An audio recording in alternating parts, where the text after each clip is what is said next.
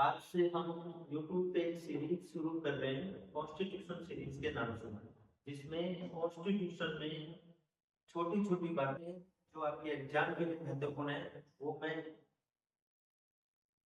नियमित रूप से आपको एक एक करके बताता रहूंगा। तो जो पहली सीरीज के तहत हम बात करते हैं कॉन्स्टिट्यूशन की प्रियम्बल में, प्रस्तावना में। तो आज हम बात करेंगे कि प्रस्तावना में शाब्दिक रूप से भारत शब्द कितनी बार प्रयुक्त हुआ है, भारत शब्द को कितनी बार प्रयोग किया गया है। तो देखो, भारत के संविधान के प्रियम्बल में, प्रस्तावना में भारत शब्द, इंडिया शब्द 2 बार प्रयोग हुआ है। जैसे we the people of India, एक बार यहाँ पे प्रयोग हुआ है।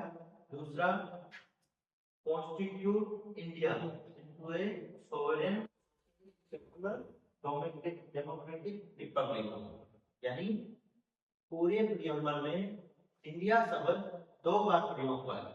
जैसे हिंदी की तरफ देखते हैं तो भारत के संविधान की उद्देशिका में यानी प्रस्तावना में भारत शब्द 2 बार प्रयोग हुआ है। हम भारत के लोग और भारत को एक संपूर्ण प्रभुत्व संपन्न समाजवादी धर्मनिरपेक्ष लोकतंत्रात्मक गणराज्य, इस प्रकार कई बार एग्जाम में पूछ लिया जाता है कि भारत के संविधान की प्रस्तावना में भारत शब्द कितनी बार प्रयोग हुआ है।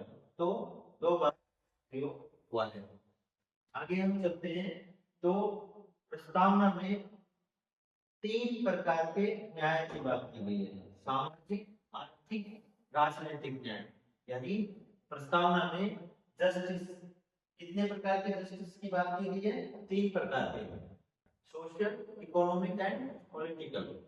और संविधान की प्रस्तावना में 5 प्रकार की स्वतंत्रता की बात की गई है, लिबर्टी, 5 प्रकार की लिबर्टी की बात की गई है। जैसे thought, expression, belief, faith and worship. इसी प्रकार 5 प्रकार की स्वतंत्रता, विचार, व्यक्ति, विश्वास, धर्म और उपासना की स्वतंत्रता। और समानता, कितने प्रकार की समानता की बात की गई है? तो 2 प्रकार की समानता की बात की गई है, प्रतिष्ठा और अवसर की समानता। वैसे ही इक्वालिटी, कितने प्रकार की इक्वालिटी? 2 प्रकार की इक्वालिटी। कौन कौन सी?